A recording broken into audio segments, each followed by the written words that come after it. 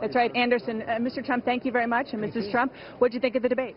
I thought it was great. I think they did a very good job, and I thought it was very fair. I actually thought it was going to be tougher. I thought it would be more violent, but it was good. I thought it would be more violent than it was? Well, I thought it was tough, but I thought it was going to be worse.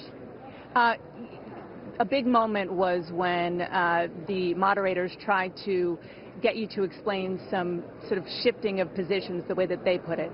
Well, I think I explained it very well. And do you think that after this, that the brand that you have of telling it like it is could be in jeopardy? No, I think I explained it very well. I thought it was very easy to explain, and according to every single poll, I won the debate by a lot.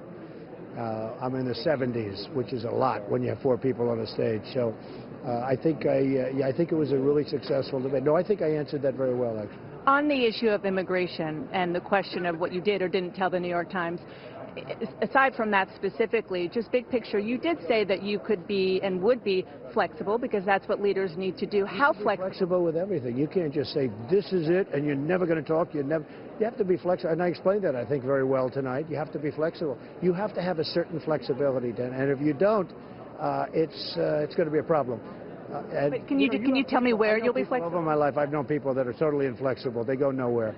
You have to have. Now, with that being said, you want to make great deals, not average deals or not meet in the middle. You want to make great deals, but there's nothing wrong with having some flexibility on some things. How and what part of your immigration plan do you think you would be flexible? To say, frankly, right now, I'm very satisfied with what I have. That doesn't mean I wouldn't take it different. I might make it tougher. I mean, to be honest with you, it could be tougher. It's pretty tough, but I might even make it tougher. Like the wall, for example, non-negotiable?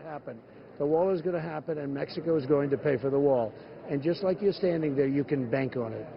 I can't believe I'm going to ask you this question, but do you realize that you're probably the first person in American history, maybe even world history, to make a joke about your you-know-what on a debate stage? No, I only made a joke about my hands. I have very powerful hands. Yeah, you went a little further than that. Look at these hands. Aren't they beautiful?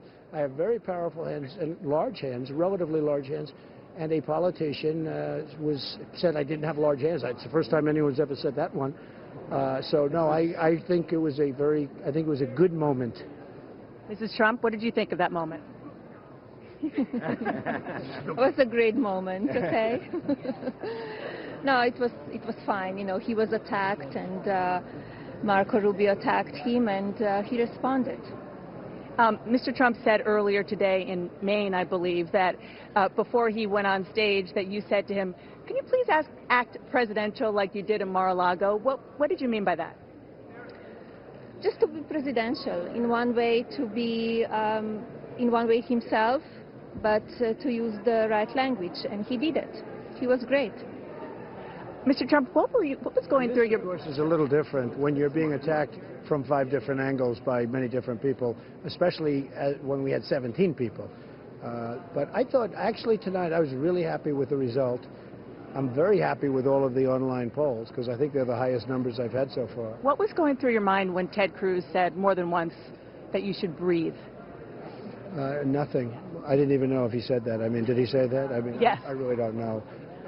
I don't think Ted had a very good night, but I think that, and I think we did have a very good night. But I found it to be very interesting. I did not find it to be as tough as I thought. One more question about Mitt Romney.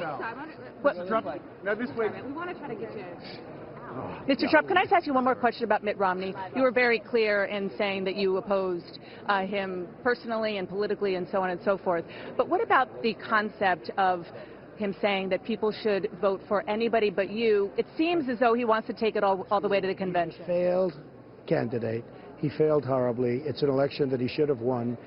He choked. I mean, it's pure and simple. And when a person chokes, once they choke, they always choke. Marco choked. That means he's going to choke. When Chris Christie was grilling him, it was a total choke. When Mitt Romney got, I don't know what happened, he got the nomination and he just choked like a dog. And he knows I know that, and I said it to him very loud and clear. I was very unhappy. I spent a lot of time with him. I spent a lot of money on him and a lot of effort. And he went away for like the month prior. He wasn't anywhere. Nobody could find him. and the last person we need running is Mitt Romney. So he knows how I feel about it, and obviously he's not too happy. One last question. If for some reason you don't get the magic number delegates, you need 1,237 before the convention, do you feel confident that if there is a contested convention, you'll be the victor? No, I don't feel confident, but I think there's certainly a good chance. I will certainly have the most delegates by far. I already do. I'm way in the front, and I think I'm going to have a very good Saturday, and we're going to have a very good Tuesday. We'll see what happens. And I certainly had the best Super Tuesday before. And I think even you would admit that, right? You had a very good night. Thank you, sir. Thank you.